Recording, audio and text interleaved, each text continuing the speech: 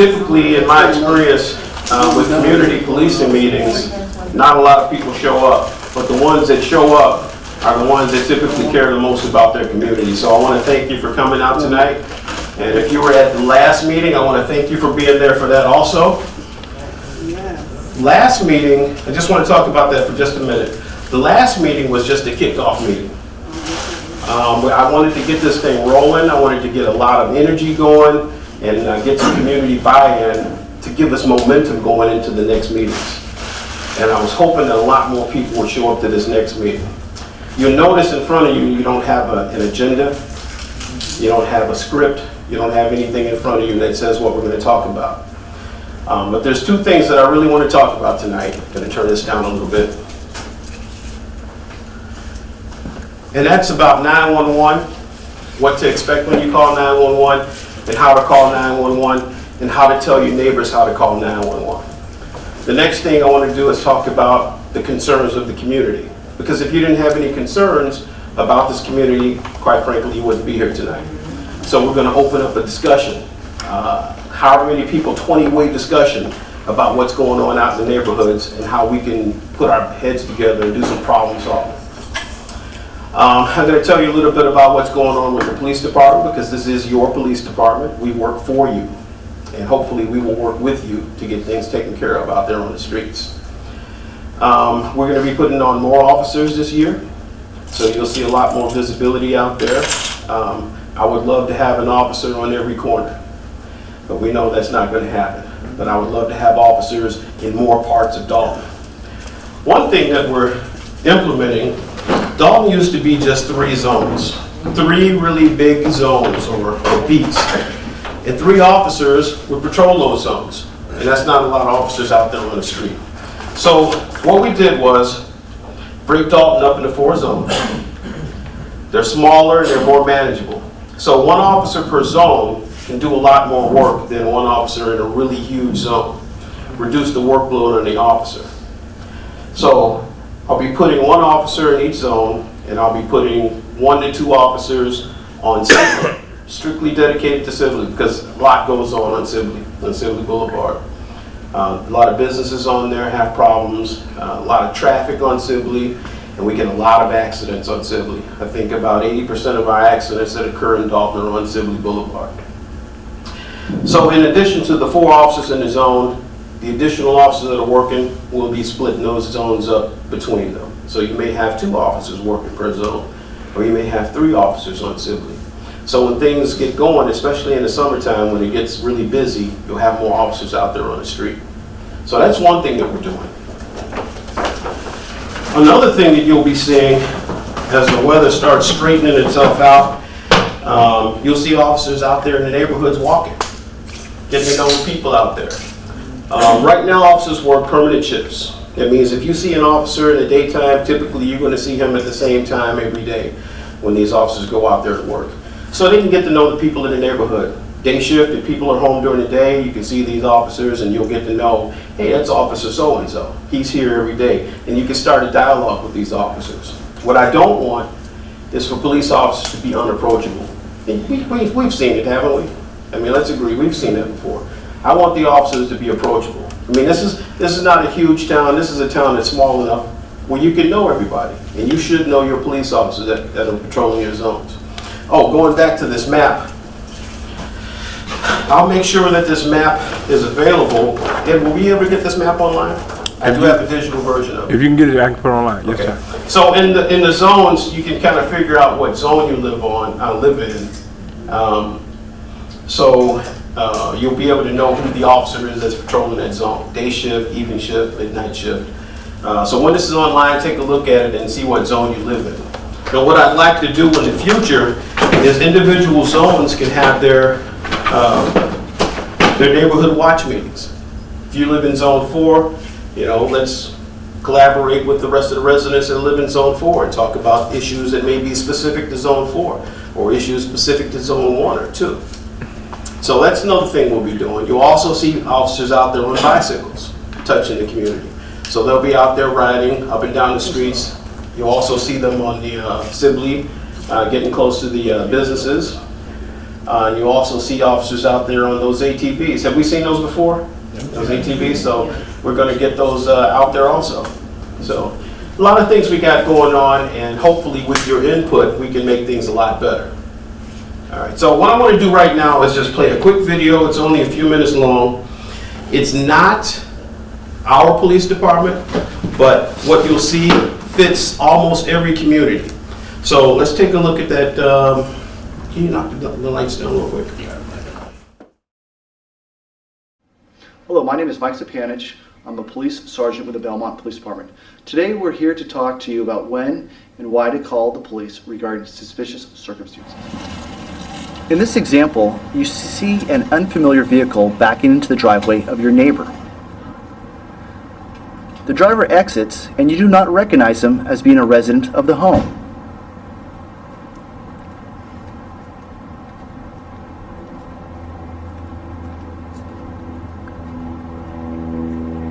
The subject knocks on the door, and when he receives no answer, you see that he peers into several windows. This is considered suspicious activity. If you do not know the subject, nor the vehicle, this would be an opportune time to contact the police department. As the subject rounds a corner,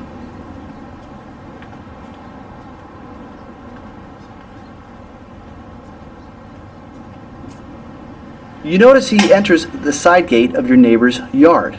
This is typical behavior of a burglar. Burglars will typically see if anyone is home by knocking on the front door, and when they receive no answer, they'll enter the side yard. Look at his appearance. He appears nervous as he looks around to see if anyone is viewing him. This is most definitely suspicious behavior, and you should contact the police department. Now that you have seen the first incident, you'd want to call the police as soon as possible. Don't assume that someone else has called for you. When calling the police dispatch, they're going to ask a series of questions. You'll need to know the vehicle description, which will include the color, make, and model, and if you're able to obtain the license plate, a license plate number. Also, to assist the dispatch, we'll need a description of the subject. We'll need to know if it's a male or female, approximate age, height, weight, and a clothing description. To also assist our responding officers, if you're able to obtain a direction of travel of the vehicle, this would be of great assistance. In this video, this is typical behavior of a burglar. The subject walks down the street and peers into vehicles with a flashlight. He attempts to open the locked door. The next vehicle, the subject looks into the vehicle and is able to gain access because the vehicle is unlocked. Once inside, he removes property from within. This is the time you need to contact the police. Now that you've seen several examples of suspicious circumstances, this should give you an idea of when to contact the police. And remember, when you contact the police, please provide a description of the person and or vehicle. And please do not hesitate or be afraid to call us. Thank you.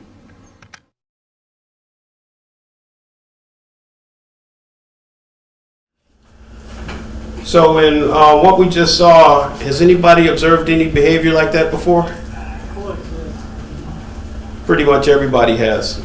And in those instances, I don't need a show of hands. Sometimes people are apprehensive to call the police, right?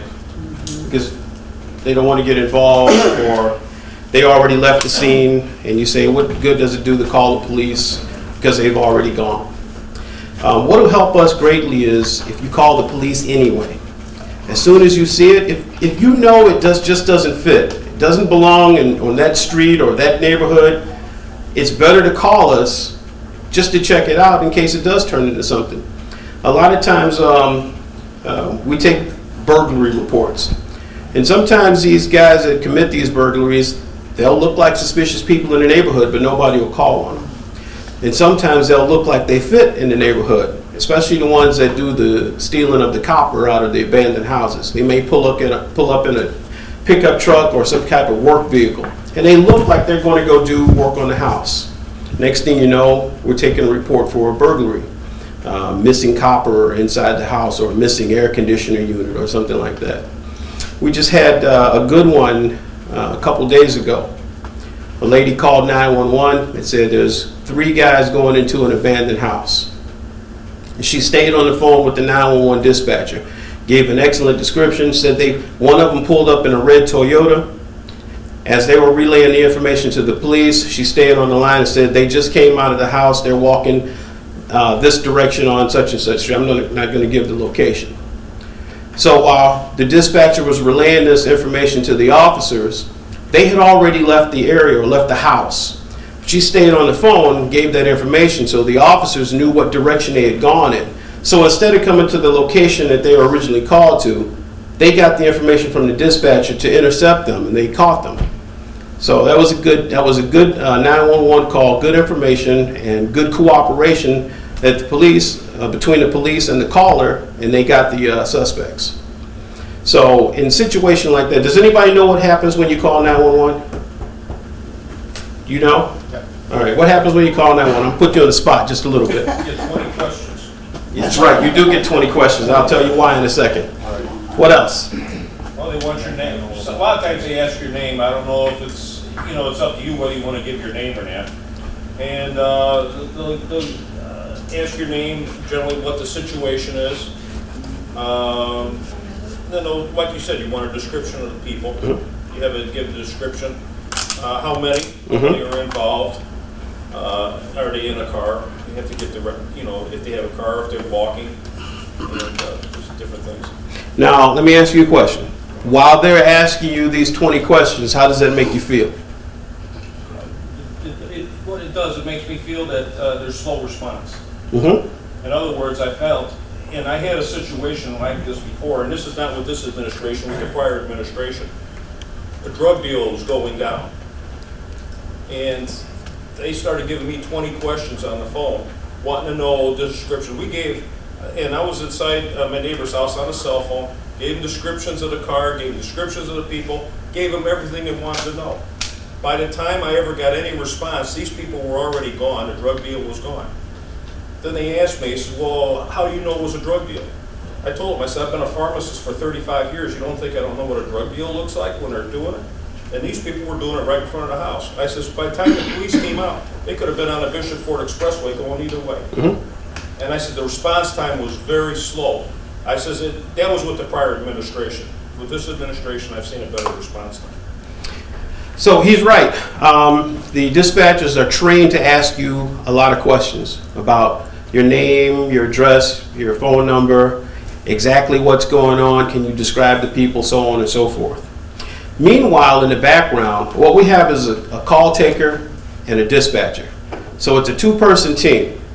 While I'm on the phone with the 911 caller, I'm inputting information as I give it to you. As you give it to me.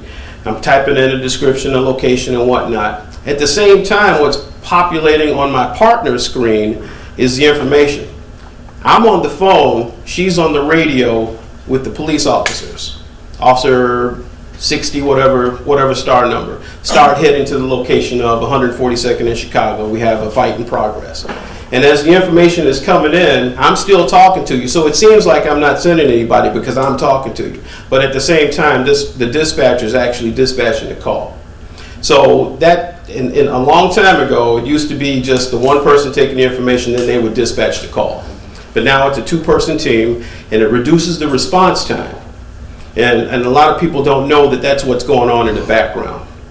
So the police arrive, they respond off of the information that they receive from the dispatchers. The dispatchers relay what's received from the 911 callers. And that's why they ask all those questions. As a police officer, we want to know what we are responding to so we can be prepared. An example I'll give you, this was a few months ago, and it was a mistake. The caller called up and said, there's a girl out here just got through threatening me and she has a gun. Now the dispatcher may not have heard that part, or they skimmed over it, and the response to the officer was, there's a disturbance at such and such location. So they did dispatch a call, but we want to know what we're responding to. If we're going to a high stress situation and a gun is involved, we may respond a different way. Because at the end of the day, we want everybody to be safe. We don't want anybody to lose our lives, and we also want to go home at the end of our shifts. So it's very important to give the information and relay that information, especially the description and if they leave the scene. If you get off the phone and they leave, we would love for you to call us back and say they just left in a black Toyota going eastbound down such and such street. Because we'll go that way to cut them off instead of come to the location that you called us to. Okay? Any questions about 911? There's a way to call the police when you don't want to leave your name or information. There's one word. Anybody know what it is? Anonymous.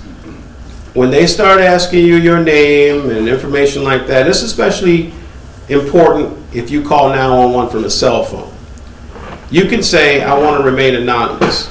When you call 911 from a cell phone, unlike a landline, your information and address and stuff, that doesn't pop up on there. What the dispatchers are asking, especially if you call from 911, you can bounce off any cell tower.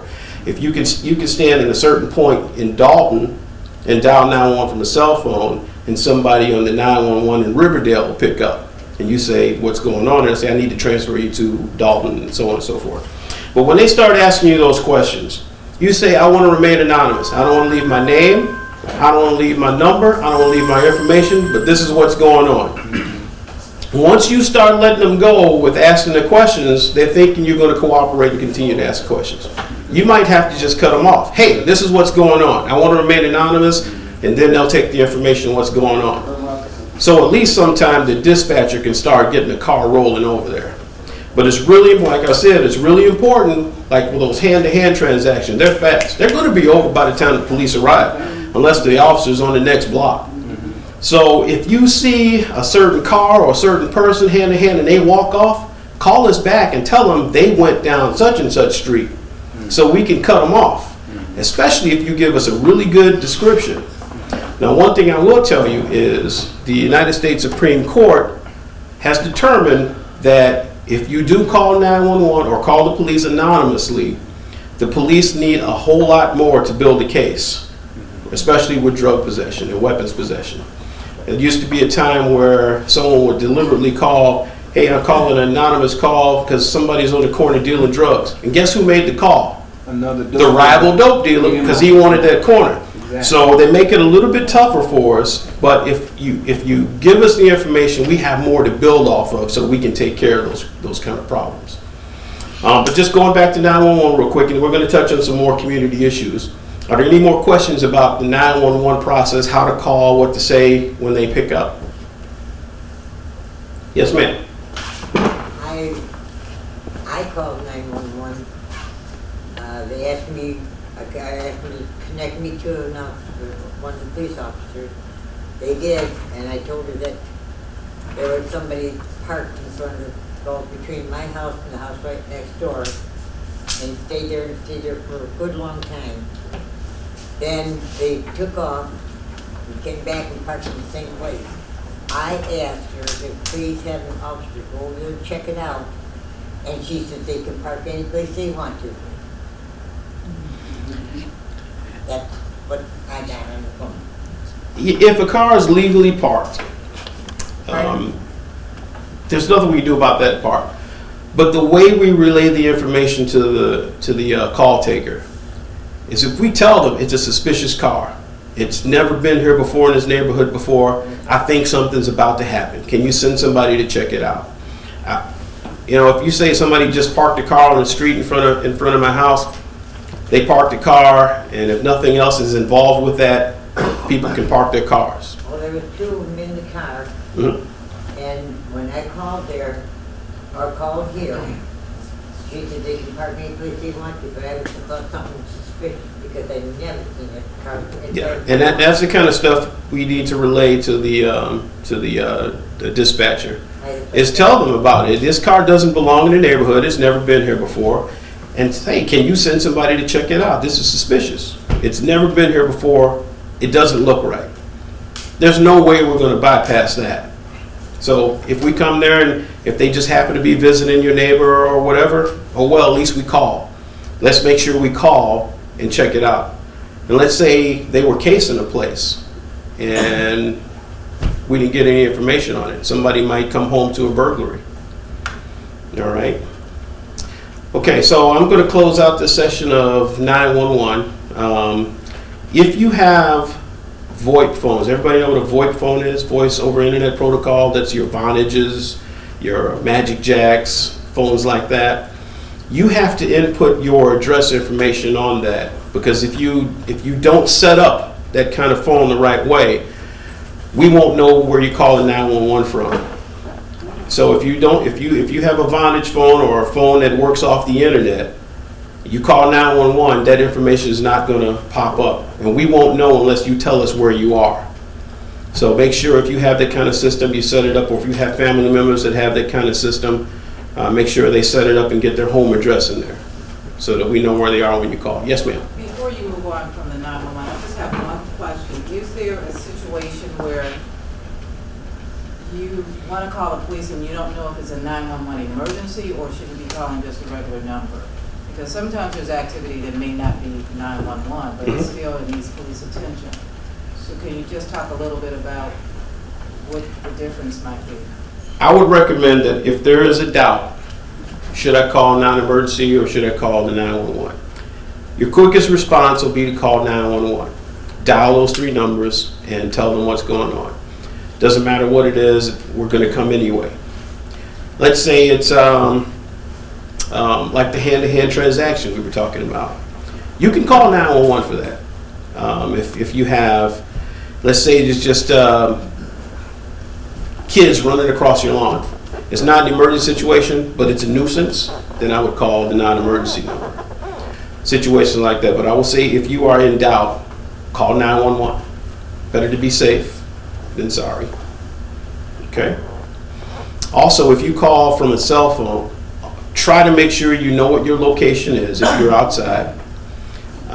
If you don't know the address of where you are, look for a street sign or look for some kind of landmark. I'm near the Food for Less. I'm near the whatever store or something like that. That way we can get an idea of where you are so we can help you with your emergency. Okay? All right, any other questions about 911? Okay, so moving on, and I'm gonna turn the floor over to Officer Garrett for a minute here, and then we're going to touch on some community issues. What we did is we know we can't have a police officer in every single school, but we need to make sure somehow, some way that the kids are safe on the way to school, in school, and after school. A lot of things can happen to children on the way to school and on the way home from school. So what we did was, Officer Garrett is our basically school liaison officer. Her duty is to go to each and every school every day and go to these crossings sometimes, monitor the kids going in school, leaving school, go into the school, handle problems in the school. So her job is to go to all the schools in Dalton every day. That's her duty, is to make sure that the kids are safe. It's a pilot program that we wanted to try to see if it would go okay. So far it's going pretty good. It frees up the regular patrol officers who are out on the street handling other things, and she can dedicate her focus totally to the schools. At some point I would also like to get police officers into schools that really need them. Let me give her the floor for a second here. She can talk about what she does and then we'll move on, okay? Oh, good evening, everyone. I'm Officer Garrett, and I do go to the schools every day. I go to the grammar schools just to make sure our kids, our future, get to school in one piece, get to school safely, as far as traffic-wise, and it's a lot going on in the schools that, you know, we're kind of not privy to. So I kind of handle what's going on in there, because it's a lot of fights that go on in like the little grammar schools and as well as the high schools. We know it's a lot of bullying and things like that, and it's a big concern. So I'm there to handle most of that. So if anybody has any questions at any time, just just kind of raise your hand. So I'm just gonna give you a brief synopsis on what I do. But I just came from juvenile juvenile officers program in Northbrook. It was about a week long, and it was just learning about juveniles and learning about their rights. And they do have rights, and they need an advocate, but they also need people to talk to, because it's a lot going on out in the streets, and a lot of these kids are kind of being raised in the streets, so they need guidance, they need someone to talk to, and they need somewhere to go. So hopefully I can be that person that they come to talk to if they need someone to talk to, or if they need some type of guidance. I can give them that, as well as structure, as well as the school. What we do right now is we issue for disorderly conduct, for the fights and stuff that happen in the grammar schools. We just issue tickets for disorderly conduct, and I explained it on the bottom, fighting in school and the zero tolerance. So we're trying to stop it. I don't know if we can, but we're just trying to put a damper on it, from just prevent them from fighting or anything when they're coming out or when they're going in. I know the chief talked about giving descriptions, and a lot of descriptions, a lot of times when we see the kids, it used to be just a white t-shirt and the jeans. And if they were doing something, if you see something, or the kids, they have white t-shirt and jeans. And now I often tell people to look past that white t-shirt and jeans. If you see that type of crowd hanging around and something's going on, you don't want to say anything to the kids, and you do want to call the police. That is a good description, white shirt and jeans, but the officer's going to need something else to go on. So besides that white t-shirt and jeans, if they have a hat on, if you notice a watch, if you notice the color of their shoes, to let us know that it's a group of kids with the particular description that you've given, and one of them has a green hat on, one of them has a gold watch, they have white shoes, they have the Timberland boots, just so we can know who to go to, know who to talk to, and know who to apprehend if something's going on. Does anybody have any questions? Just have one. Once Go you ahead. write the ticket, what happens after the ticket is written, and who gets the ticket? Once I write the ticket at the school, I write the ticket, we notify the parents, and the child can't come back to the school. They're usually suspended when I write a ticket. The normal procedure is they'll suspend them, and they have to return to school with the parent. So with that suspension, they'll return to school, and they'll get that ticket then. Is there a fine with the ticket? It's a fine. It's normally it's just it's a $250 fine for disorderly conduct.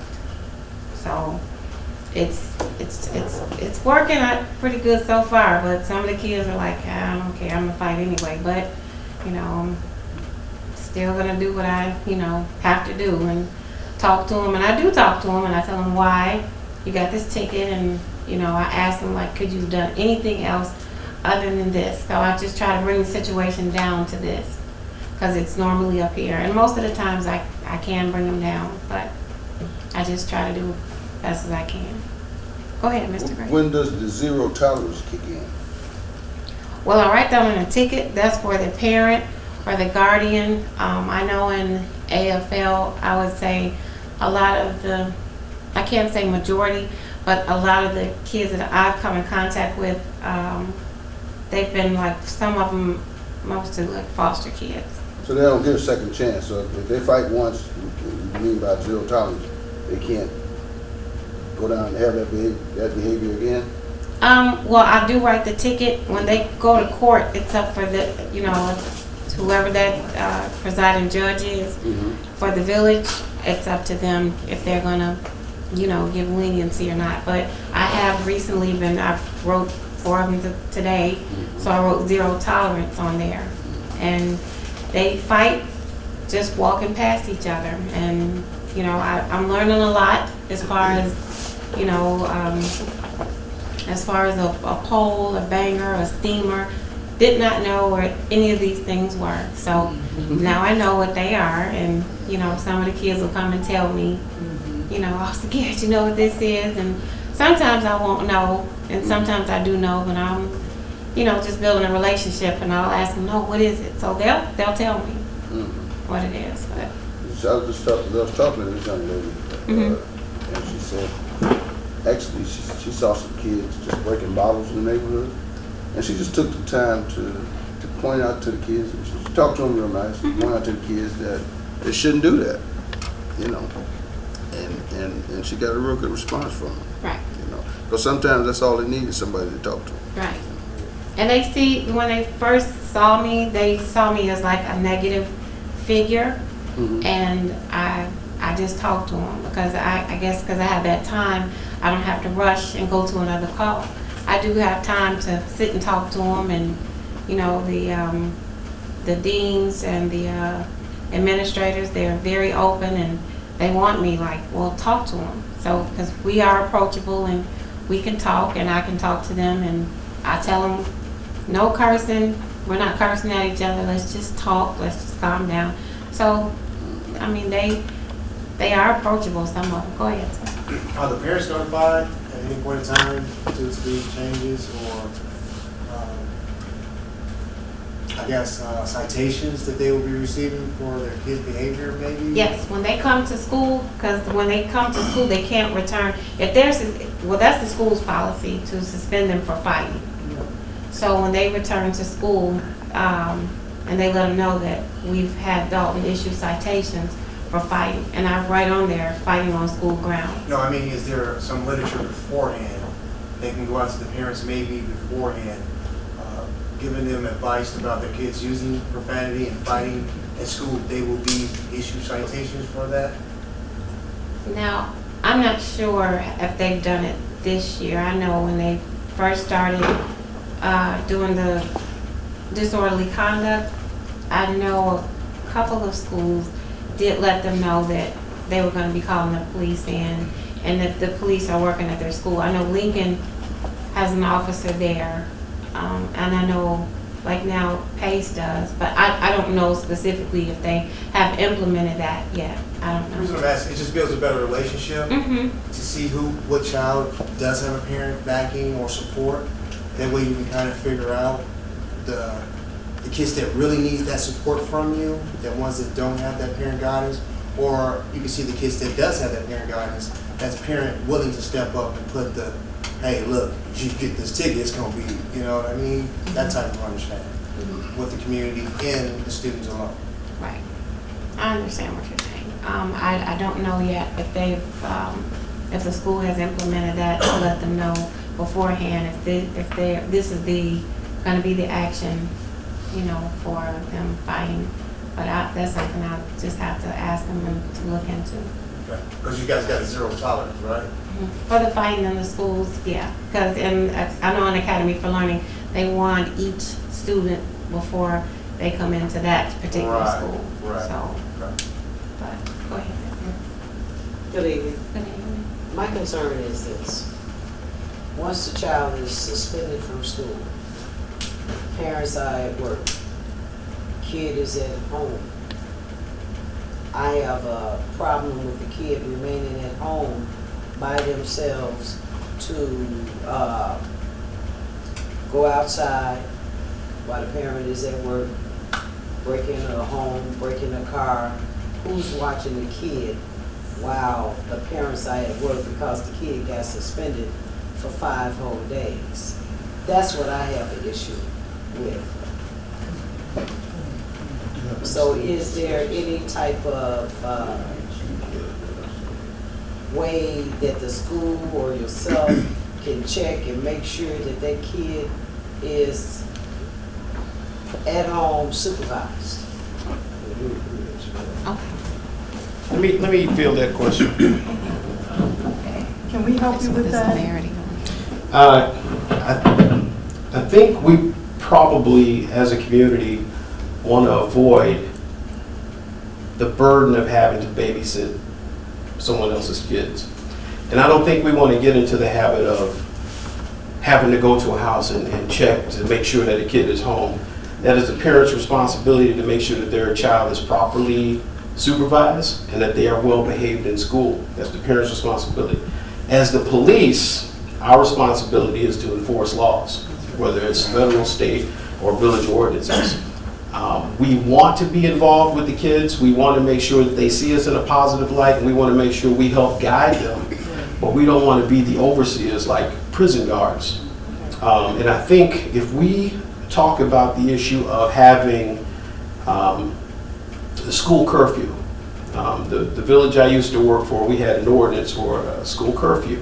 If the kid was suspended from school and we see them on the street and stop them and find out they were suspended, that parent is receiving a $500 ticket. Now that doesn't mean that they necessarily have to pay a $500 ticket, but they're going to have to appear in court and explain your child was suspended for whatever reason, he's out walking the street. How can you better supervise your child? What can you do to help keep your child in school or keep them in the house and not make it the community responsibility? Because when we start taking people and having them do door checks like that, now we have to hire somebody else. It's a burden on the community, burden on the taxpayers to have additional people to do those kind of checks. That's great. Let me I'm sorry, trustee, go ahead. There was my issue with suspending a child and sending them home, and the parent is at work. Leave the child at school and let them clean up.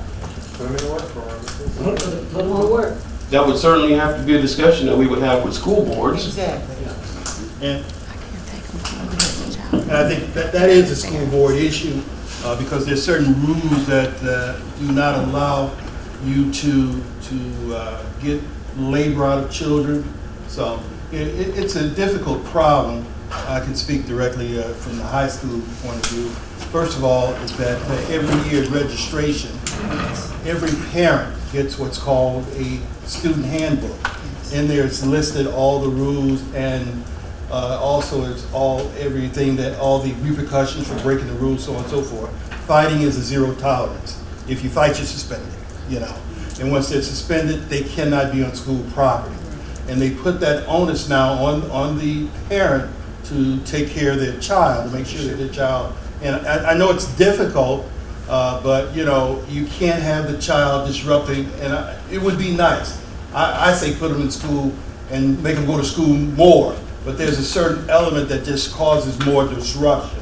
So it's kind of a difficult problem, but School District 205 is trying to address that problem. 4 years ago, you had probably 3 times the suspensions than you have now. During that period of time, we said, listen, our focus is not to kick a child out of school, but to keep them in school. So there are less suspensions now. Unfortunately, there are those that have to be suspended for certain things. Fighting is one, possession of guns and narcotics, things like that. You got to suspend them. Okay, so what do you do with them after that? That's a discussion that I think the community has to have with the parents, and there's just a certain element where these kids are pretty much on their own. And there's a process. Once he's suspended, the child has to come to a hearing. Sometimes the parents don't even come to the hearing. Absolutely. So it's a difficult problem, but I think that, I'm speaking specifically for the high school district, they're working, trying to resolve as much as we can, because it's a financial issue. But the kid's not in school, the school district doesn't get the money for the kid, so on and so forth. So it behooves them to keep the child in school as much as they can. And if they're not in school, graduation rates go down. It's a series of things. So the focus is to try to keep kids in school. The district is trying to take them out of alternative schools and put them back into mainstream education, because that's an extra cost. So there's a lot that's being done to try to keep the kids in school. However, the single most glaring problem is this: parental involvement. Yes. I mean, Thornridge, I can speak to Thornridge, they have 4,700 kids. On report card pickup day, if you get 300, you've done well.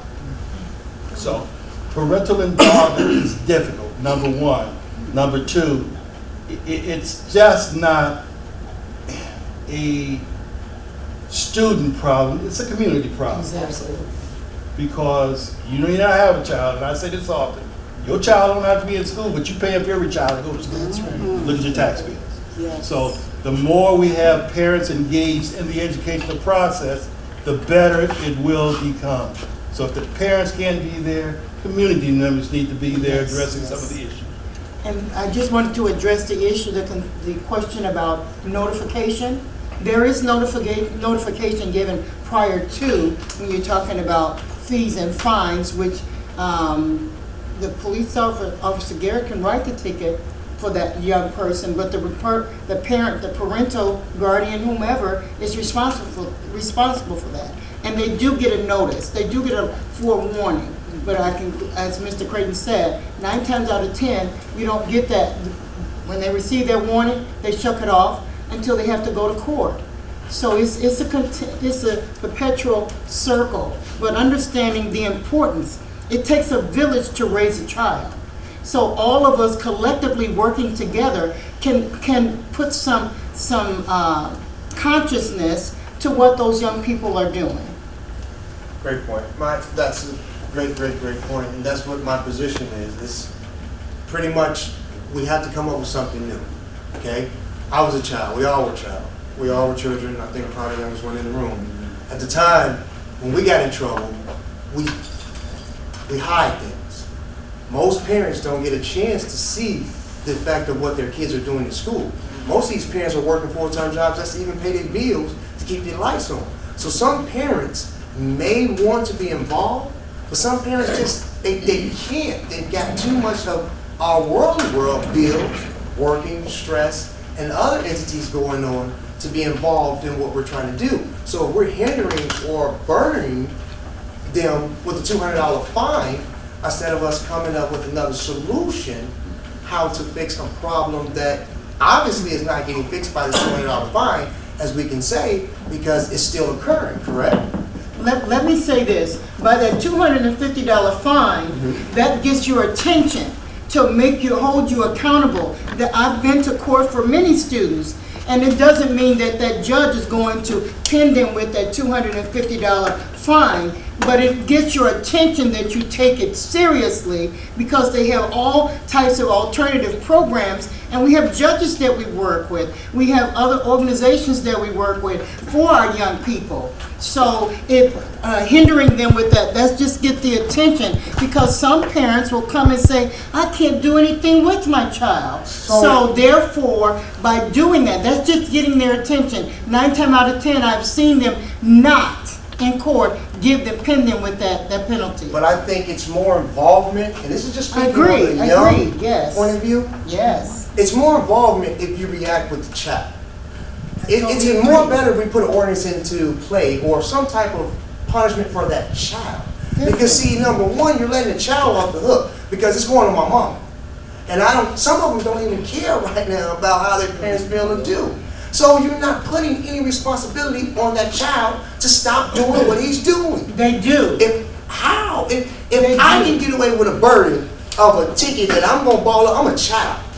I am a child. I'm not caring about what you say with your money because I'm not going to have to pay it. Exactly. So the parent is going to take on the burden of the responsibility of this hard-headed child that's not going to change anyway. But so let me say from you said a young perspective, and I still think of myself as a young blood.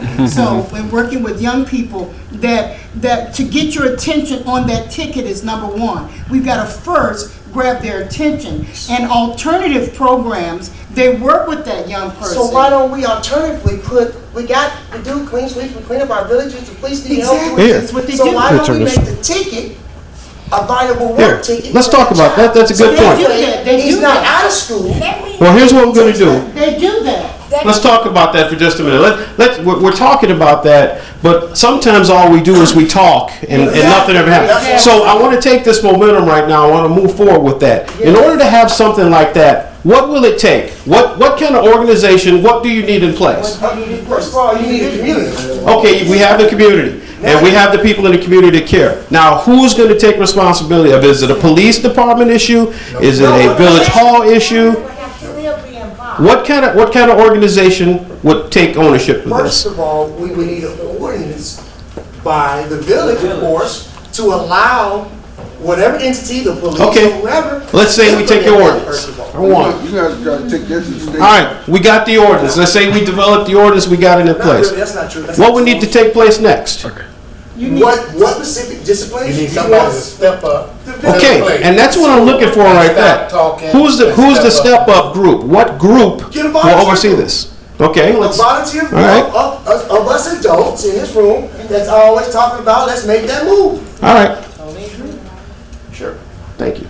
All right, so a volunteer group. How many people will we put in this volunteer group? 10. Let's say 10 people. 10 people in the volunteer group. So I'm gonna back up a little bit. You have a child in school, they act up in school. Instead of writing a $250 fine, we inject them into Our program. this program. Correct. Okay, so it's a program, and in this program, what do we do with this We child? work that child and we speak to him and we treat him like a child to infiltrate Mhm. what the problem is. Now I'm gonna play devil's advocate for just a second here. I'm a parent of this. I don't want my kid working for you. I don't want them in this Now you program. make your money. I'm not paying Now the you make ticket. your money. I don't care if Now they're you not. make your money. But you can't. You take that $250 ticket. If you don't want your child in this program, pay that $250 ticket. Okay. That works because now you have an alternative goal. Now you don't have to have, I'm just gonna slash you. Okay. You chose not to put your son in better position or daughter for himself. So now since you choose to say forget the program, obviously you wanna pay the money. All right. So let him pay. Let's move it a little bit forward. And, I'm sorry, ma'am. Go ahead. No, I just want to say, I was in a situation like that before with my daughter. And trust me, she was something. However, what I did, because the police was involved, I asked the police, was it possible where who my daughter was having a conflict with, if that child and parent, can we meet? Schools have The mediation. officer said yes. I opened up my door and I asked them to come in. And what we did was we let them two talk it out. Come to find out, once they talk it out, then that's when they find out it was really nothing. It's all about, I guess, popularity. However, but what I left was, at the end of the day, because they were both young, on the same block, I told them, you two will need each other one day. That's why you work the program. Before they left my house, Exactly. I made sure that they hugged each other. That's right. Exactly. And That's right. the problem was resolved and we never had a problem again. Now, that can work, but it's not going to work in every situation. Then we're going to have to go back and rely on your program. So in this program, what are some of the things that we're going to have these kids doing?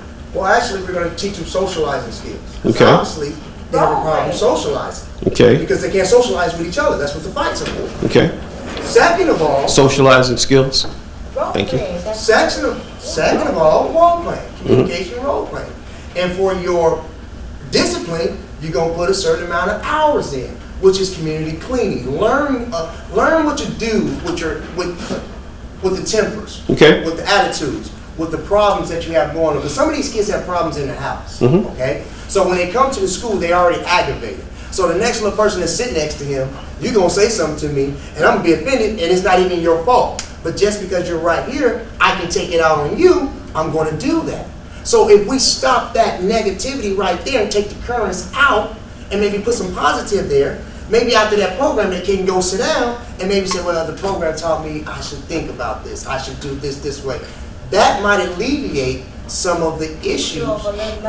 So how long should this program be? You get a kid acted up, he's in the program, how long should he or she be in this program? That's where your officer comes in. That's where she has to know the kids. She has to know the school. She has to know the students that attend. So that way she could be reliable of saying, well, I know he's a problem, along with the school, staffing, and administration. They have to work together. Okay, look at the kids' records. A kid's school starts from preschool. They start jotting down what you're doing. So obviously, take a look at this kid's record, see what his mental stages are and things, because in every school record, there's a whole identification of the behavior level, everything of that child. And who's looking at these school records? Right. Who's looking at them?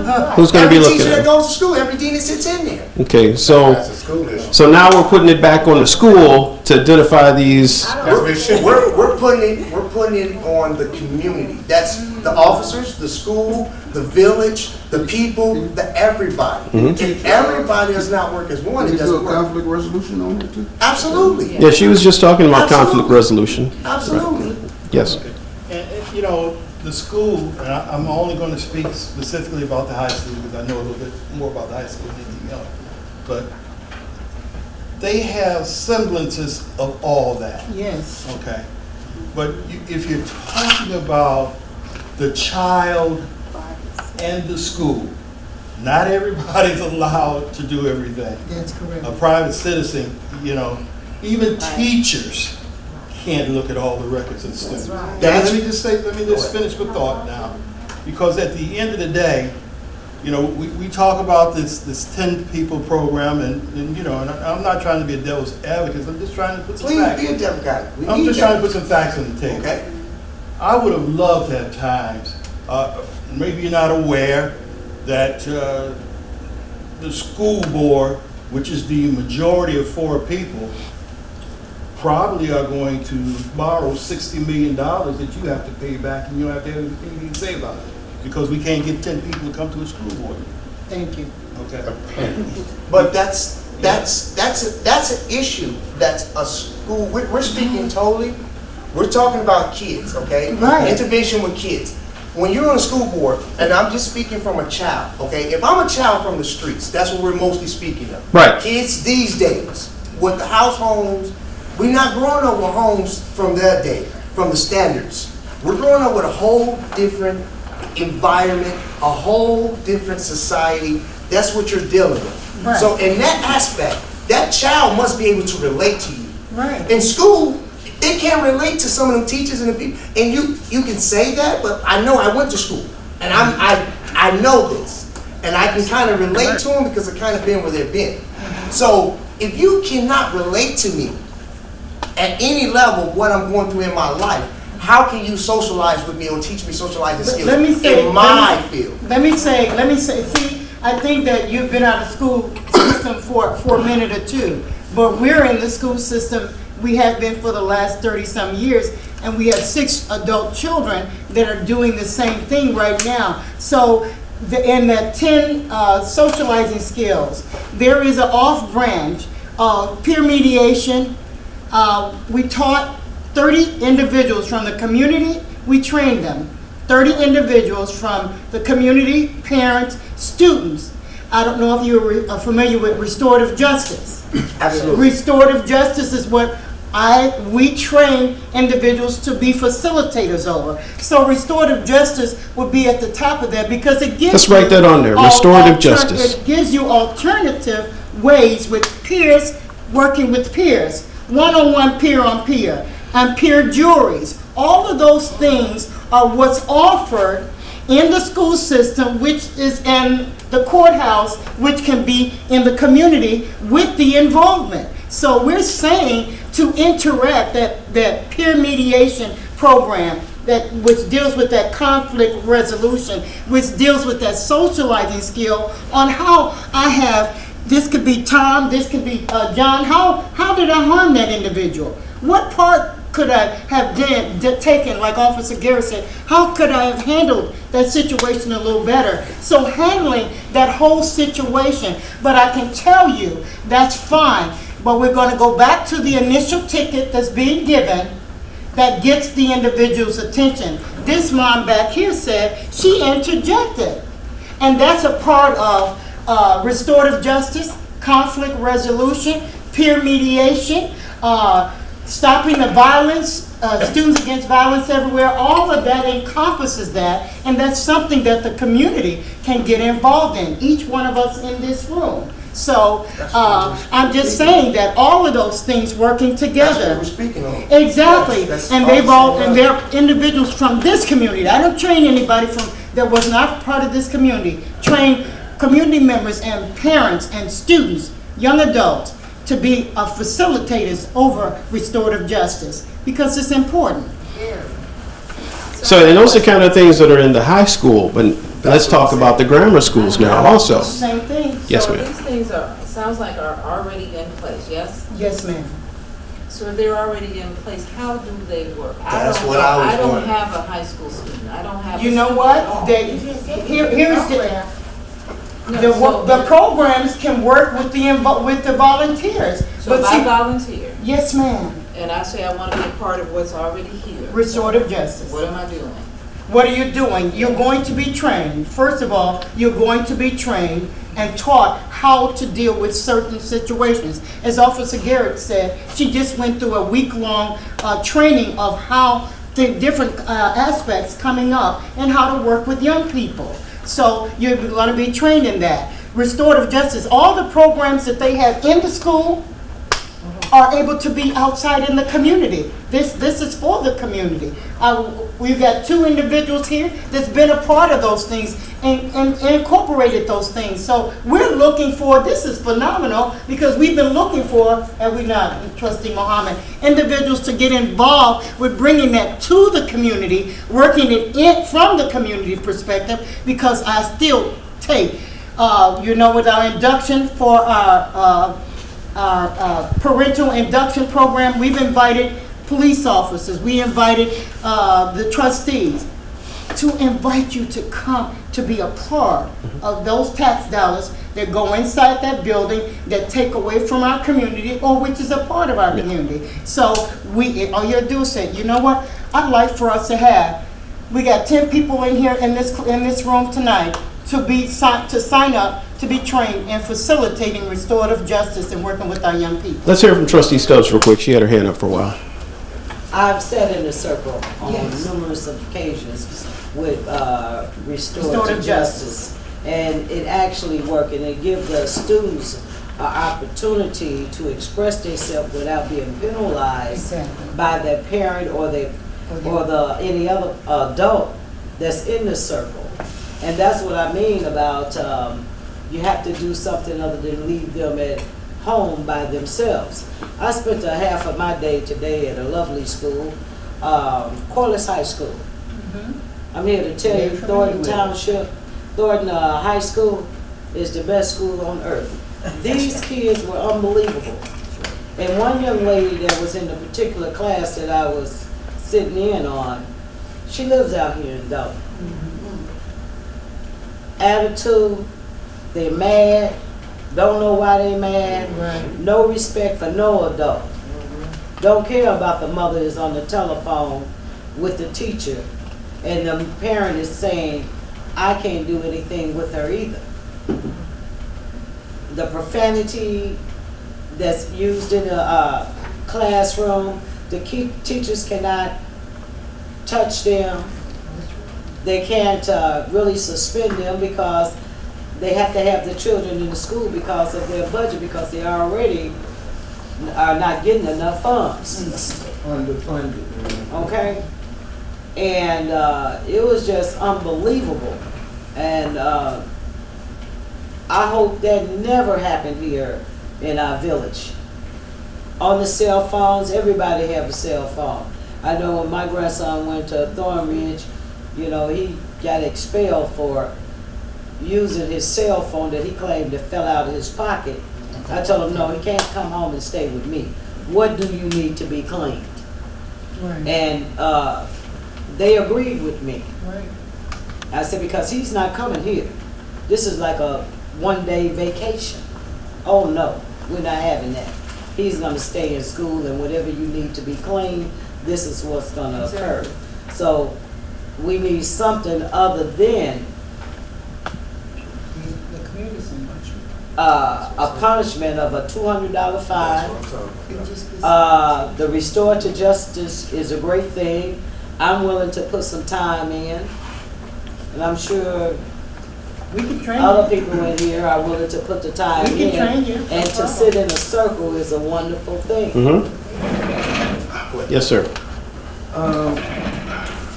That's quite informative, and I think it was very important Very to important. be brought out, Everybody. what was being said. Everybody. But maybe playing the devil's advocate. Go right along. You got some of these, and if we're talking about in Yes, sir. younger schools, That's what I'm not in saying. high school, No, definitely. where Grammar schools. where we need to start grabbing them Right there. before they got there, Foundation. because by the Yes, sir. time a child at 2 years old and got their own everything, and if you're not raising them to do whatever, That's okay, right. fast forward. That's He's right. 13. You can't take a child at 13 and just flip his script like that. That should have been done when he was 2 and 3. Yep. But That's since right. we are here at the 13 and they all messed up, a lot of them. So for at the grammar school age And that- to start getting Yes, kids, sir. but playing the devil's advocate, you have parents with grammar school kids. The Yes. parents are ignorant as the day is That's long. the problem. And that's the problem. That's why I And said. until you get them Now, to the until you table, can get, go ahead. I mean, you know, I'm Children playing the raising devil's children. advocate. That's the I'm truth. seeing it day in and day Yeah. out.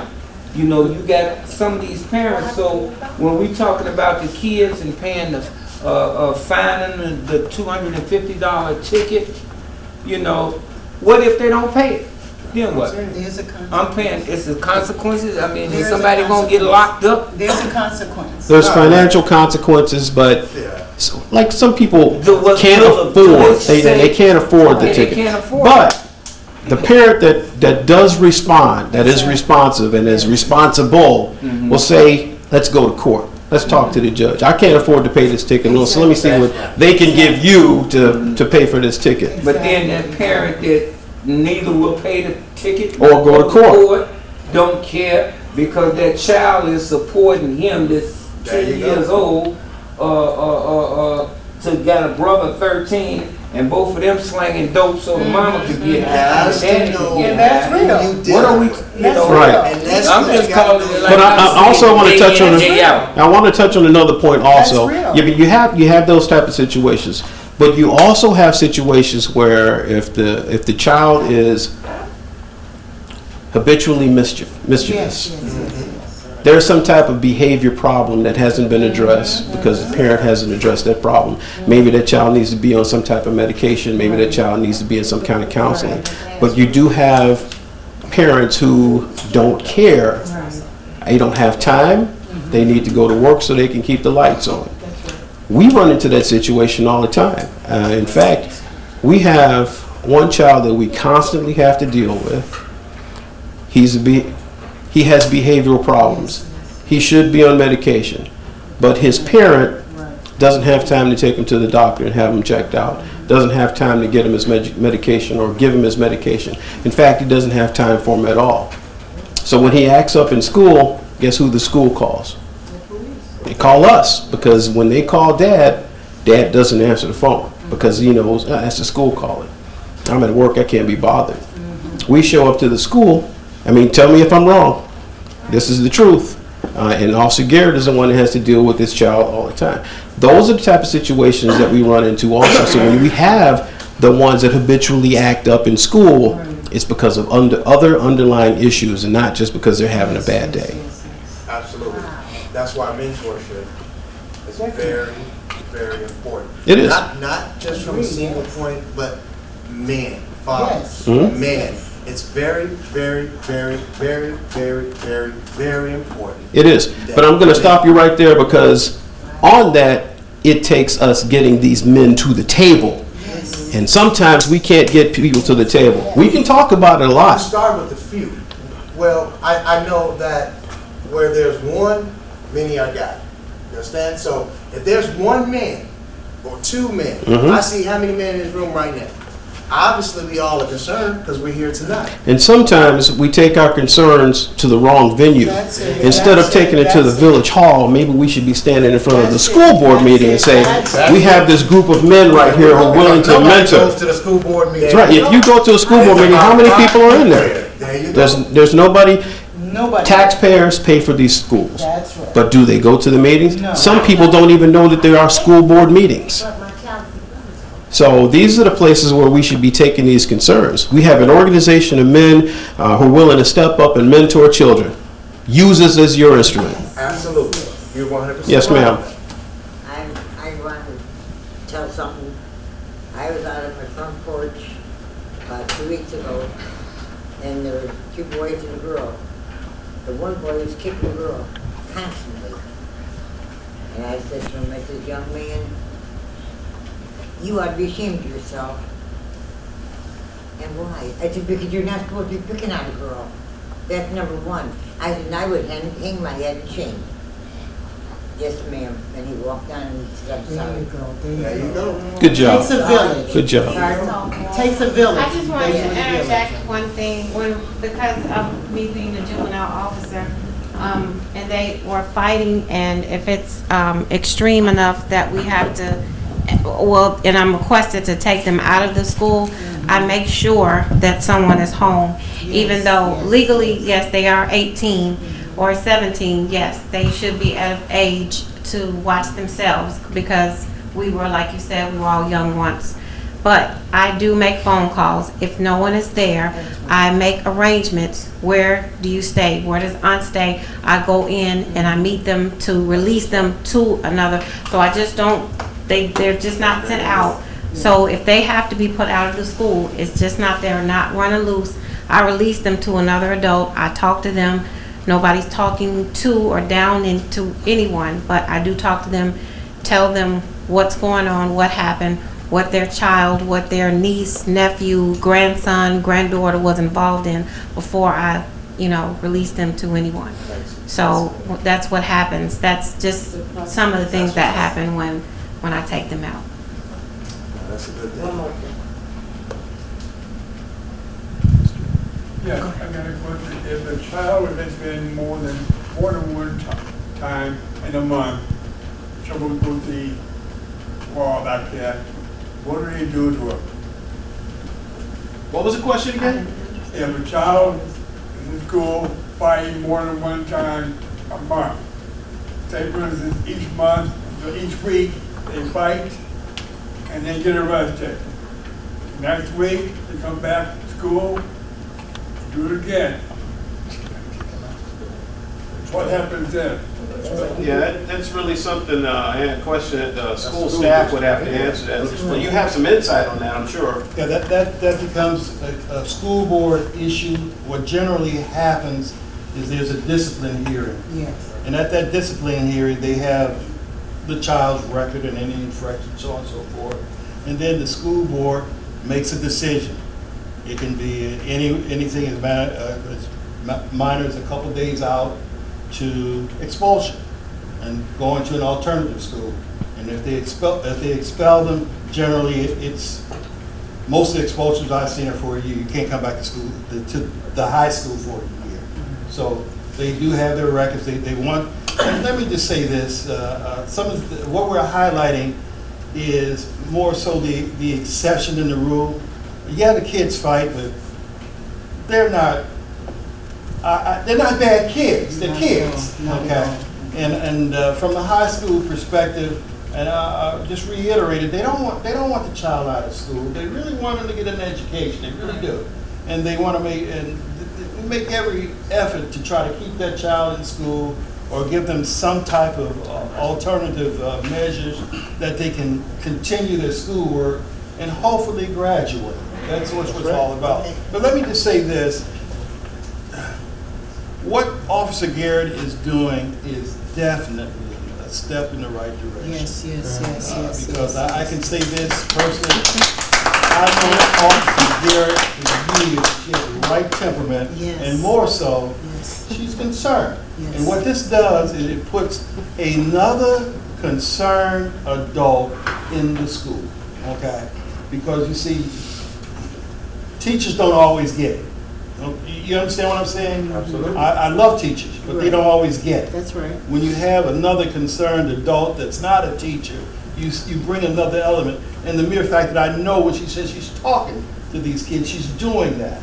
And, you know, I've been around the schools long enough to know that sometimes, generally, all it takes is a good conversation. You know, I had a conversation with a young man 4 years ago that was acting out in front of his mother, and I promised him I'd take him out. And he's graduating this year, magna cum laude. Okay. From the University of College. So it takes, it takes just conversation. I'm going to tell you right now, what you did, the parents didn't do, show them love. Well, and that's, here's what I didn't want this to deteriorate into a school board situation, but if you as an individual don't show that child love, Yes. That's right, who will? Yes, that's right. Who will? I don't have any children. But these In school. children, these kids have made social media. I mean, you guys, fighting is, that's the new dance. It's like, that's what's happening. You gotta realize that. That is the new thing for these kids these days. Fight, fight, fight. I'm gonna take a picture, we're gonna post it on Facebook. Haven't you heard of, what's they call that? World Stars. I mean, it's fighting wherever you can beat up somebody. Snapchat. They Snapchat. Right. It's like that's the new age thing. It's no more basketball, really. It's no more sports. It's, man, let's fight. Let's put it on Facebook. Let's see who gets knocked out. It's a bad thing that we're dealing with in society these days, but social media, it rings it. I can tell you one thing, I've got a great business. Let me ask you something. I don't know, how is there any place that starts conflict resolution in the grammar school. Grammar school. level? They Gotta do, come it down to does, the it's low. Is there there, anywhere? it's there, I haven't seen it. Because I know it works. it's I just there. don't, I just don't know It if has it to start started with the kids. in the grammar school level or preschool level. They the ones who fight the most. They Yeah, but you got to start teaching it though. You have to start teaching it. Absolutely. I can tell you one thing, I've got a little great granddaughter. She came home yesterday from school. We picked her up because her mama was working. We had her at our house. She grade 9. One of these days, I'm going to take this girl and I'm going to punch her. I said, oh, right there. And she said, what? I said, you're supposed to love one another. She said, yeah, but she called me names. I said, all right, 6 and stones will break your bones, but names will never hurt you. For when I die, you will cry for all the names you called me. Trustee? Now you think about that. You also can utilize the sheriff There you go. department, starting in the grammar schools. Take them on a tour to the Department of Corrections and let them see actually how an inmate lives. We do that too, on the conflict resolution. Okay, and you have to start with the Grammar schools, right. Because after what I saw today was unbelievable. Yes, Is the sheriff's department willing to do something like that They have a program. they have a program. with the young kids Yes. or older kids? Good. Yeah, yeah. That's good. All right. That's why you, at the younger age, because like I said, I mean, and I'm just playing the devil's advocate and throwing it out there and calling it like it is on the streets. Yes, sir. These kids 13, 14 years old, we talking about taking them and that scare straight stuff, that don't mean That nothing. don't mean They nothing. make their bones. Well, by that going used to work, jail. that don't Right. work. But it still gets back to what Ms. They Pringle was making saying. their bones, at the so we very can beginning. start grabbing the younger ones. You gotta I'm get the talking about parents. 5, 4, 6, 7-year-olds. Before I they mean, get it'd be good if programmed. we could grab You gotta the put as 13 and much 14 emphasis year on old, the that would parents work. as I you mean, do the it's children. idyllic, but it's not realistic. They shoot. Without the Because they parents' making their involvement, bones back going to jail and hanging out with their you partners. can But work with let the me say- children, let me but say- the let me parents say this. must be involved. Let me say Yeah, this, don't- and trying to we're get gonna to it. go, I don't mean to hold on, Right. but you know what, we have prostitutes in our grammar schools. Absolutely. Do you understand that? And that didn't just start, it started 10 years or more ago. So understand that we in this room, that's why it's so important. You're talking about school board. You're talking about school board at a grammar school level. You're talking about a school board at a high school level. It is all your tax dollars. So every one of us sitting in here has the responsibility to get involved, because we can bring that community, as she said, that group. We're a group of men that we'd like to mentor those young people, because we had a mentoring group at Thornridge. And you know what? Because the teachers weren't getting paid to do it, and everybody was all volunteered, it was not down. But understand, you come in and ask for the responsibility of your tax dollars being used to help our young children at the grammar school level, at their foundational stages. National PTAs. There are many programs that are offered, but we cannot get enough people. If the parents can't be there, why can't the grandparents be there? Why can't my neighbor come in and just make that program work? And that's where we have to go with it. Because understand, between grammar school and high school, there are totally different set of laws and regulations that we must follow. So, but with the group coming in from the community that are well concerned, I guarantee you I've never seen a principal not willing to open the door for the commitment of a concerned group of individuals. May I say this to you? Yes, ma'am. That's one of the reasons why I voted to do the youth center, because everybody does not play basketball and so on and so forth. That's why I gave the program for the young ladies, the older ladies, so I can embrace the younger ladies. At the clean sweep, I gave a lot of young ladies my card. Yes, you did. I told them to reach out to me so I can help them help themselves, because a lot of young ladies don't know. A lot of young men don't know. They parent or parents don't know. We can't expect them to be this wonderful parent if they were never taught themselves how to be a parent. Exactly. And it's just a vicious cycle that's going around and around. So we have to embrace our neighbors. You know, I was all upset about my new neighbors. Oh, this is not being videotaped. Yeah. You know, the kids and whatnot. And I said, Valerie, change your mindset. So I went over there and I embraced my new neighbors, and I embraced all the kids.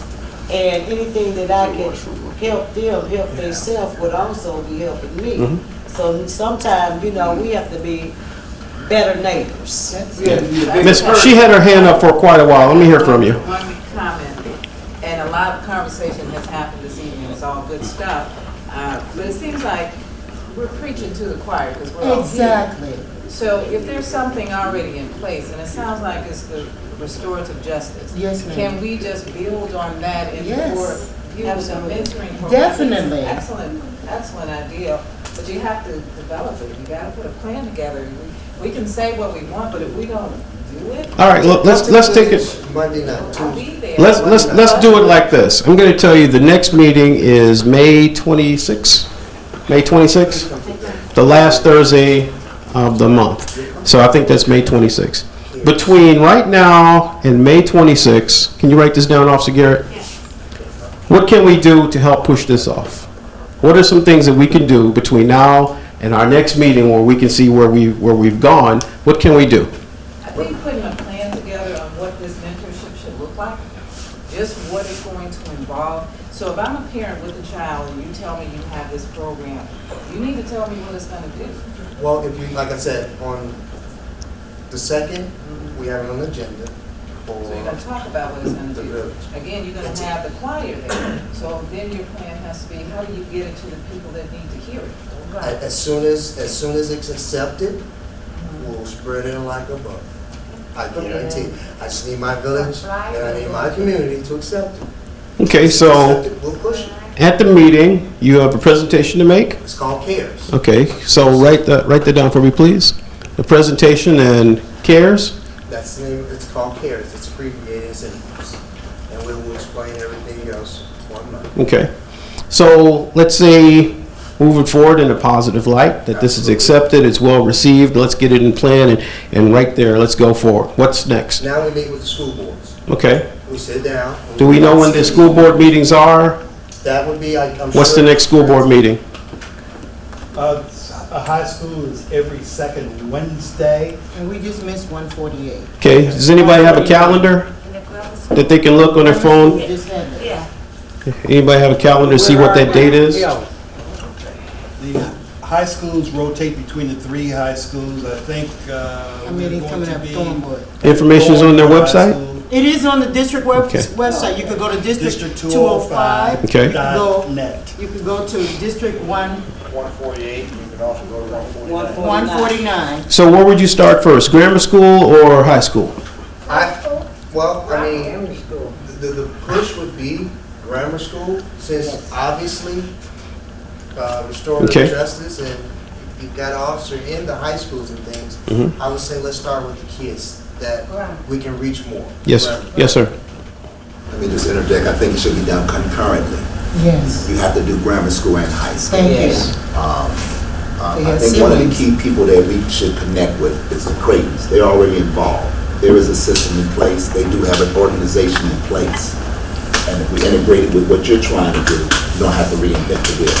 She has connects to the superintendent, to the principals, and all the key people that we need to talk to. Let's not say reinvent. One last point. This is the largest group that you would have at any board meeting or any meeting of Yes. parents and teachers. Yes. This is almost 3 times the size. Men, one man would be in that, with myself or Mr. Creighton.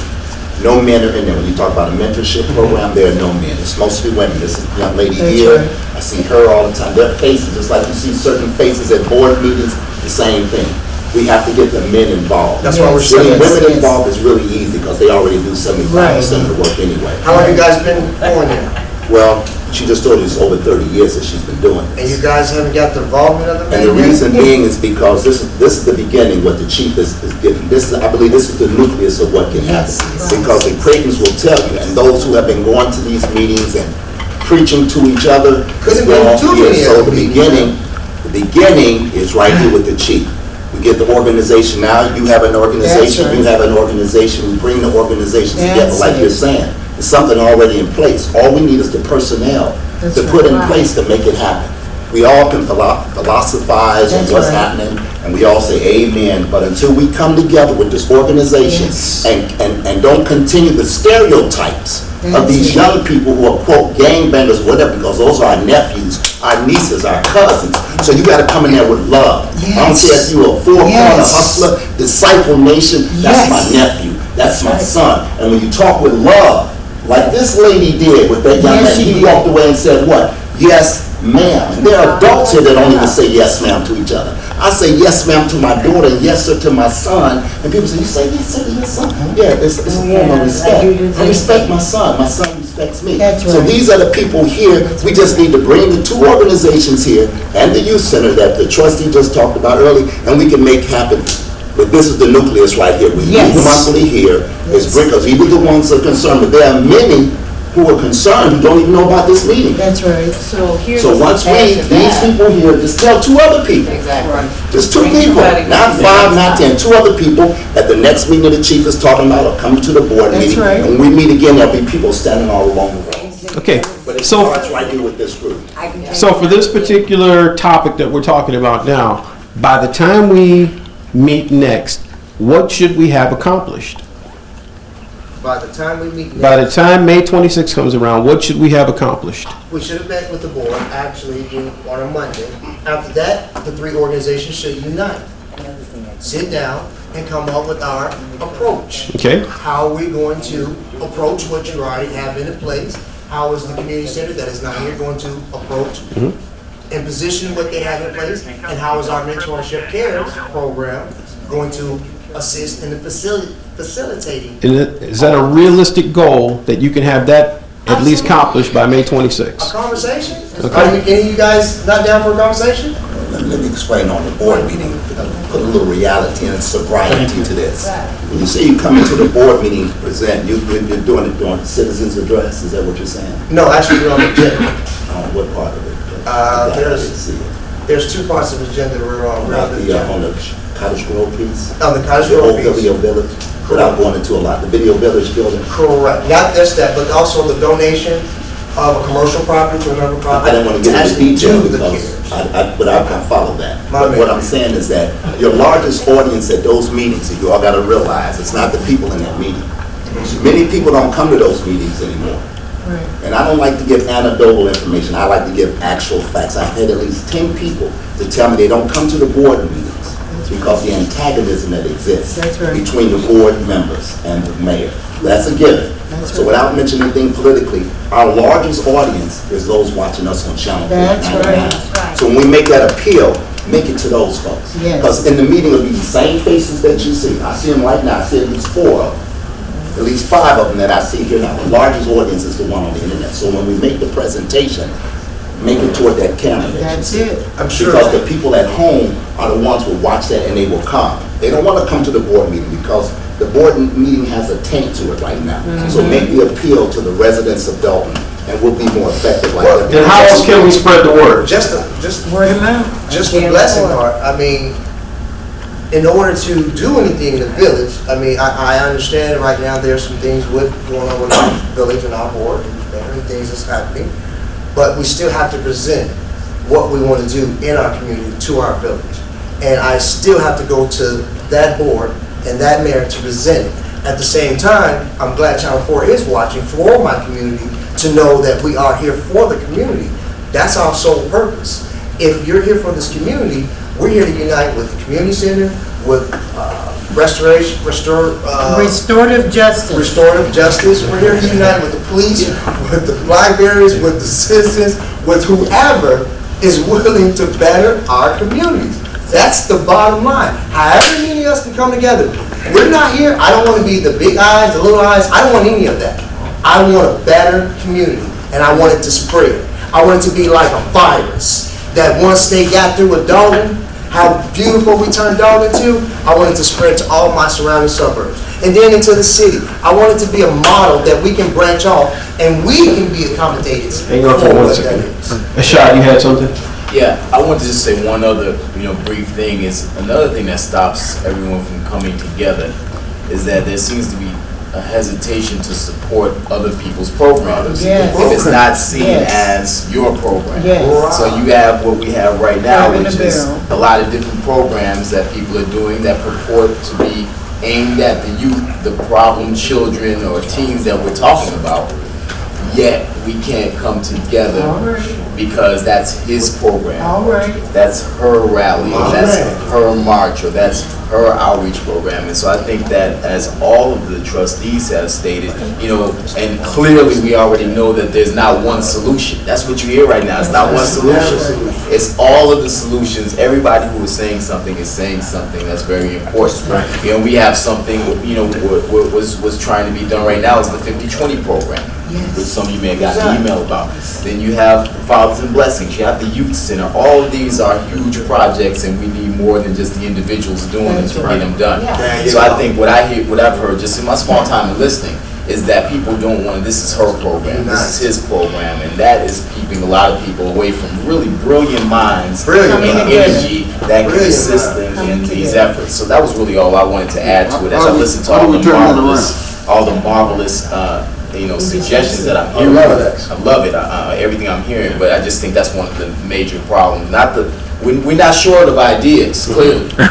How do we turn it around? I think How you to should turn it go to around? youth center so where the kids can go and play games or do their homework. Can I say this? I'm a person of action. While I was at his new facility, being nosy, seeing what he have that he can give to our youth center, I saw bookshelves. He was telling me that he was gonna throw them out. I said, no, let's give these bookshelves, show these to Trustee Muhammad, and give him the bookshelves for the community center over here on the north side. Also, I saw chairs. And he had a whole lot of chairs. Yep. Nice. And I said, what about donating some of those chairs to the youth center? And anything else, because once the youth center get built, we're gonna need furniture. So I'm a person of action, and also while I was peeping around, I was at Corliss, looking in the storeroom, because if I'm not mistaken, we're gonna have cooking too, correct? So my good girlfriend that's over there have a lot of nice stuff, and that she wants to give us also shaper dishes, skirts, table skirts, utensils. So these are things that I'll be looking at when I'm out and about, because I'm looking at both youth centers. If you have a youth center to the north, and if you have one to the south, one could service the kids over here, these kids over here, that can service them also. So I'm a mover and a shaker. So you can have all those done by the next meeting. Okay, I can have presentation, absolutely, that's gonna be done at the, absolutely. Attend school board meeting, what day is that going to be on the school board meeting? We could probably get the information off the internet. website. For, Go to District 205, District 148, District 149. On those websites, you can Google them. They'll tell you when their meetings are. But I can tell you that your meeting, chief, is scheduled for May 26th. The grammar schools have already had their meeting for April. They won't have their meetings again until the end of May. Okay. So approximately around the same time. The only meeting that you have at this time that you can attend will be the high school. So what about bringing the board members to our meeting? Right, that's what I was gonna We say. can invite all of them. I think it's a phenomenal thing to have everyone come to the table. Yeah, I think that's. I have some friends that's on those boards. I'm sure they don't mind coming. And the volunteers for restorative justice. Restorative justice. So between now and then, would you be seeking volunteers for Yes. these other programs? Restorative justice, I can present the individuals, have the individuals here that were trained in restorative justice. All right, so are these pretty much goals that we can get accomplished by the time we meet next time? Yes. Yes, sir. Okay, all right, so let's preserve those. If anybody wants to take a picture of these, so you have it for the next meeting, or if you didn't bring anything to write down, take a picture, if you wrote it down, so we can make sure we have this available for the next Should we meeting. add one thing for everybody to use, bring one person with? Yeah. There you go. That would have been something I was going to tell you at the end. This place should be packed, Yes. but not only should it be packed, I don't want us to be able to fit in here. Okay. That's specifically why I chose a smaller venue other than the Dorchester, because obviously, look who showed up. And the next time, tell your neighbor, there's a community policing meeting on May 26th, I want you to come with me. Nope, you don't have a choice, get in the car. He might not be able to do that, but it's a good idea. But bring somebody to the meetings. Typically, people show up to these kind of meetings when there's something wrong. And right now, I know there's something wrong out there, but not a lot of people here are here to talk about this. So please, spread the word, bring somebody so we can start talking about it. What I also want to do is take notes. Also, Garrett, if you can save some space for this. At our next meeting, let's see what other things we can talk about and come up with solutions with. What other problems are out there that we really need to talk about? Mr. Gray. People running the streets like they're nothing, and no stop signs. Okay, traffic problems, stop sign, running stop signs and speeding. Can you write that down? That's right. Okay. Could we address whether or not it's the police when they see our kids walking in the street? Because they do that. I mean, it'd be 5, 6, 8 going to school, coming from school, That's huge. in the cruiser. They walk in the street. That I mean, could we address that to where you get stopped and like you were saying, if we stop and pull you over, we got your addresses, we might have to stop by and say, look, you're going to get it. Or to come on Channel 4, your kids get caught walking in the street 2-3 times, you got a $300 Let's write that fine. down also. Pedestrians on the street, pedestrians on the roadway. Chief, I think when we say bring another person, we should try to bring some young people. Yes. Because again, in these meetings, it's always adults. And the young people, like you say in the circles, you'd be surprised what they would have to retort to, especially this thing about the gang banging this. Okay, let's put that on the goals list. They have a retort for you on that. So The other- sometime we gotta bring the young people in and get their perspective Put that part on the goals list. The traffic problem, pedestrian on roadway, those are the concerns we're gonna talk about in the next meeting, so put those on the separate Bring the list. youth at the next meeting. Yes, sir. Part of the problem with the youth walking in the street goes back to a culture from the city. The reason they walk in the street is because it's actually safer, because people don't come out of gangways or out of Right. closed things. That's true. And attack them. And I've worked a lot of inner-city locations and that, and I've asked him, I said, how come you walk in the street? And he said, it's safer.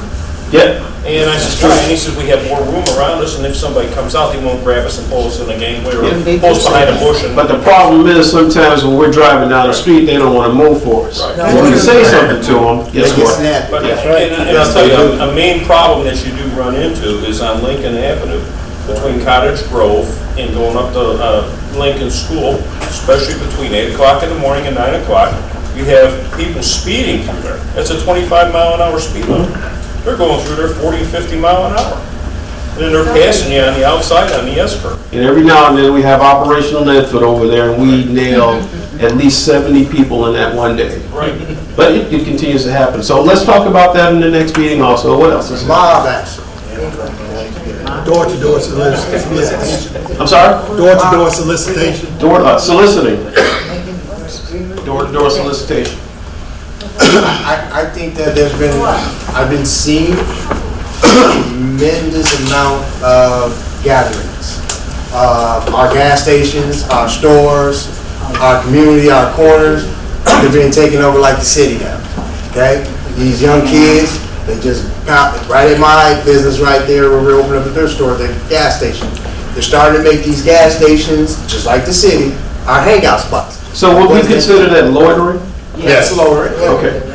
All right, so let's put that on the list also. One thing about loitering is, in order, and even for trespassing, you gotta warn them. You just can't roll up on a group and just start writing tickets and locking people up. You gotta warn them. That's always been in law. You gotta warn them first to give them a chance to comply. And then afterwards, after they comply, if they form up again, then you can start issuing tickets with that. But we can talk about that also. On 154th in Cottage Street, they sell loose cigarettes from Minnesota. All of that. They selling cigarettes, what are those little things? They selling tobacco to underage kids. I witnessed it on numerous occasions myself. Okay, there's this thing coming, but I can't tell you right now, so everybody's My gonna know. thing is this loud music. Loud music, let's put that on there also. Yes. I'm gonna touch on this tobacco thing real quick. Here's how deep the tobacco issue is. One of the cheapest tax counties in the country is St. Louis County in Missouri. The tax on a pack of cigarettes there is 17 cents. So what happens is, groups of people who own these stores like that, they have some kind of conglomeration, and they all put in a certain amount of money, and they'll have a runner go down to these counties, even in Mississippi, as far as Mississippi, wherever the taxes are the cheapest, and they'll buy hundreds and hundreds of cartons of cigarettes. Yes. Most of the time it's Newports. Yes. And they'll have traps in the car, just like drug dealers, secret compartments. They'll disguise it. They'll buy other boxes of things, like a case of toilet paper. Take that out, put the cigarettes in, and seal it up. So the police won't see this kind of stuff. They get into these stores, they divvy it up to the people who bought it, and these illegal cigarettes, they have vaults in their stores, they have traps in their stores. You press a secret button, the vault rises out of the floor. They keep this stuff hidden, and it's hidden very well. Now, we can run in there and bust them for loose cigarettes, and they'll get the $2,000, $1,500 fine. To them, that's just a drop in the bucket. The money that they're making off of these cigarettes is tremendous, and it's almost to the level of drug dealing. So they don't care about getting busted for a pack of cigarettes or a loose cigarette or anything like that. But in order to shut them down, it takes a long investigation, which I'm willing to do, just to get it out of our town. So that's not totally off the table. But what's going on is some of the owners of these fast gas stations, or whatever you want to call it, have ties back to terrorism. That's right. So when people are buying these cheap packs of cigarettes, they're not buying the $13 pack, they're buying the $7 pack. Guess where that money's funding? Terrorism. And a lot of people don't know the connection between this illegal tobacco and terrorism. But it's out there, and we all need to be educated on it. That's not going to stop people from paying cheaper money. It just should prompt more investigation. So that's what's going on with the tobacco. All right, one more issue we can talk about, and then let's start wrapping it up. What else can we put on there? That it? There's no more problems? Burglaries. Garage is being hit. Okay, I will tell you this right now. Since September to now, burglaries are down by 50%. I think it was 60% on the spread.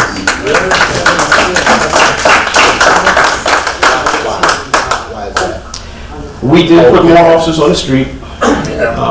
We did make sure the officers know what particular areas to check. You know, if they're traveling up and down the alleys, stay visible, go up and down the streets. As long as there's visibility, sometimes just deters it. Also, we have made several arrests. You have a lot of burglaries can be committed by the same group or the same person. So we've arrested people who are probably responsible for a lot of burglaries. So once they're off the street, guess what? Burglaries drop off. And the people, here's how you can conduct an investigation with that. The people that you arrested and you put away, once your burglaries start going up again, you say, okay, so-and-so must be out of jail. Let's go track them down and keep an eye on them. And then put them back in jail. So yeah, we can talk about burglaries also. Okay. Yes, sir. You need to follow up also on your lawn care service people that are going around, because everybody's got a pickup truck and a lawnmower as a lawn care person. They pull into these yards. That's how stuff is being stolen. You don't even know who belongs there and who doesn't. Yeah. And I believe, don't they have to have their name and their phone number on the side of that truck if they're commercial business? Yeah, and this is the thing, but we should also bring code enforcement in on this conversation. So if we talk about that next time, we're going to have to make sure we have code enforcement here to help address this. Now, go ahead and put it on the topics. Code enforcement? Yeah, just put code enforcement. Thank you. Okay, right now I think we've reached the end of our program unless there's something specific that we just really need to talk about right now. Okay, so let's please make sure we fill this. We're going to meet here at the police department again at 7 p.m. on May 26th. And let's make sure it's standing room only. Bring some people here. You gotta do a flyer? I will do another flyer. Flyer did come out for this. It was put on the website. Is that also? I'm sorry, it didn't come out for this. I apologize. That was word of mouth. The gun buyback program. I'll pass out a couple. I got an email. Okay, we'll do a flyer for it, and then if anybody wants to help pass them out. Get them to the block club. It is, actually. Let me see. Yeah, 26 actually a Thursday, so. Yeah, it's a Thursday. So what we're going to do, we're always going to have it on the last Thursday of the month, just to stay consistent. So if you're able to tell somebody about the meeting, you don't even have to know the date. You say it's the last Thursday of the month. The last Thursday of the month. Okay? All right. So with that, I want to wish everybody safe travels back to your homes. Love one another and love your families. Thank you very much for coming out.